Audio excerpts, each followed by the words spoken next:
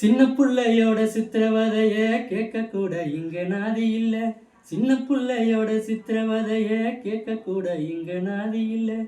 நீதியும் வேணாங்க, உங்க பாசமும் வேணாங்க. நீதியும் வேணாங்க, உங்க பாசமும் வேணாங்க. எல்லோரும் சேர்ந்து வாக்களிச்சோம் நம்ம நாட்டோட நிலைமை மாறணும்னு. எல்லோரும் சேர்ந்து வாக்களிச்சோம் நம்ம நாட்டோட நிலைமை மாறணும்னு.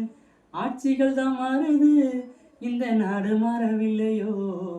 ஆட்சிகள் தான் மாறுது, தமிழ்நாடு மாறவில்லையோ. எத்தனை முறை கத்தி புலம்புறோம் கேட்கலையோ.